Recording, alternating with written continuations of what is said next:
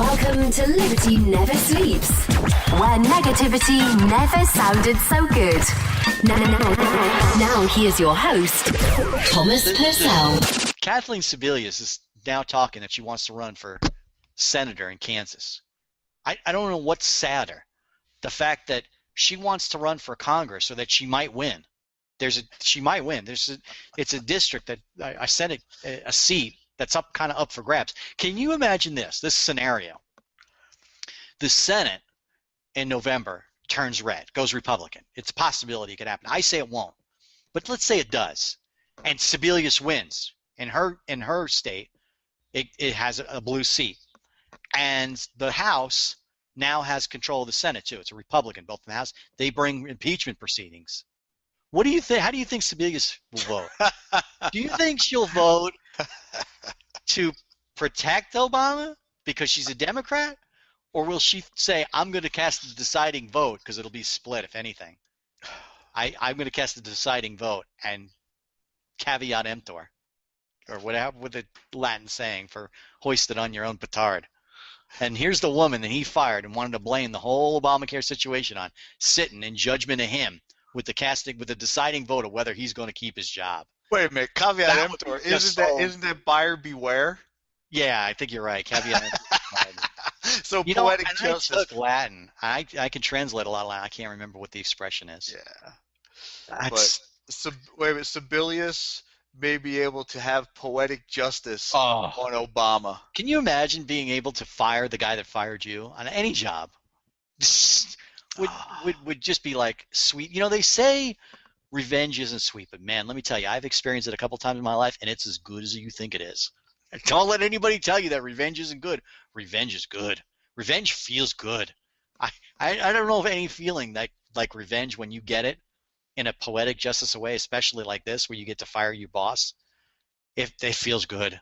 I lay awake at night and think about a few times in my life when I had that kind of justice. It felt good every time. Every time. Don't let anyone tell you. You know why they tell you that? Because they don't want you going around getting revenge. Right. They're the people who are in charge. Don't encourage people to get revenge. It's good. It feels good every time. I'm glad I did it, and I sleep sweet at night. So anybody out there who knows that I got even with you, remember this. I'm glad I did it. And it feels good doing it, too. I've gotten revenge. I shouldn't say revenge, but I've gotten the last word on some ex-employers, and it felt fantastic. I know of one situation that you can't talk about on the air. That's justice. Oh, yeah. That's justice, and especially that person. Yes. That kind of a thing. It was a great thing because this person was going around. You went skipping home from the courtroom on that one. Well, you know what? This person was going around telling another one of my good friends at the company about how he was going to get me and all this other stuff, and then that judge just, and when I walked out of there, I was like, yeah, you're going to get me. And I had the last laugh. And it was skipping down the road. It was beautiful. It was absolutely beautiful. Why do people say, you know what, like I said, they tell you that revenge doesn't feel good, and it does. They're lying. They're lying. Lying like a rug, man. I don't know anybody who got even with somebody and then said, boy, I'm sorry I did that. Everyone always like, you know what? I got that guy good. Well, Tom, here's the thing. It's one thing for you to actively pursue revenge. It's another thing when it's the other person's actions against you that do basically, go against him and backfires, and then you get justice because of their action. That's what happened to me. That's the best. That's the best. When someone tries to get even with you and steps on their dick. Well, they weren't trying to get even. He was trying to pile on. Right. I was just minding my own business. He started piling on, and he wound up losing. And I was like, this is great. I didn't do anything. I guess I could talk about it on the air. It's been some years.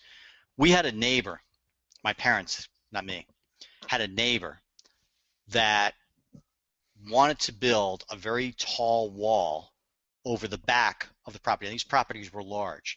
And the deed restriction, what it said on the deed was you can't build a wall over like 3 foot in the back 100 yards of the property. The reason is because you'll create a bowling alley effect and kill the view for every house on either side of you. Right.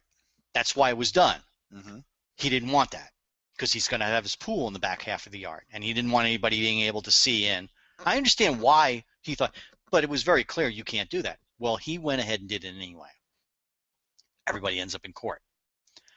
And he tried, he built the wall out of his own pocket, and he built the wall illegally. And those lawyers started to make the case about, well, you have this law and this, and I'm going to tell you this. And the judge kind of lost his cool and said, are you telling me that your right supersedes a specific deed restriction against what you did it and choose the guy out, and then says, every day that wall is up now, I'm going to fine you $25,000 a day or some ridiculous amount. I mean, he threw the book at the guy. And my parents were just sitting there in court, didn't say a word. Didn't say a word because the lawyer totally stepped on his dick and tried to present a case that there was no way he could win. And the judge got mad. Right. And that morning, the next morning at 5 a.m., the wrecking crew was out on that friggin' wall. And I'm sure I'm sure the 5 a.m. start time was not by accident.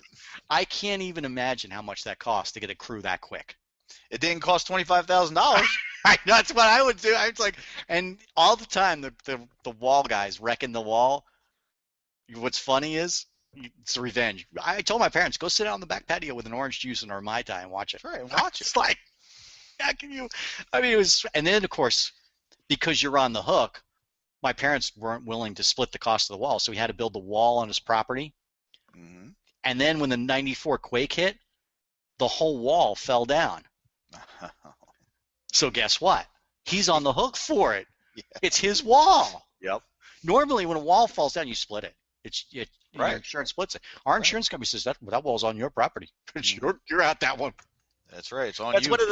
That's one of those revenge situations that keeps paying dividends. The gift that keeps on giving. So don't let anyone tell you. If you're listening to this show and somebody says revenge isn't sweet, they're lying to you. They're lying through their teeth. I don't know anybody that experienced justice or revenge that somehow it wasn't. So I know what Sebelius is thinking. She says, I hope the Senate goes red. She's thinking exactly, trust me, exactly. Because lately in the news, she's been like a little rough on Obama, on this Obamacare thing. I knew it was bad, blah, blah, blah. She isn't as vocal or colorful about it as we are, but she's thinking it. And that if the vote goes down and it comes to that, and if for some reason it comes to an impeachment vote and it's a Republican Congress and the vote's red, it's probably going to be very close. And she's licking her chops, thinking, I can't wait, because I'm going to say I'm a Democrat. But man, when it comes to that vote, man, what way I'm going to vote. Well, it'll be interesting to see if she wins. Of course, then we get Biden as president. Old Joe. He put his foot in again at Boston yesterday, didn't he?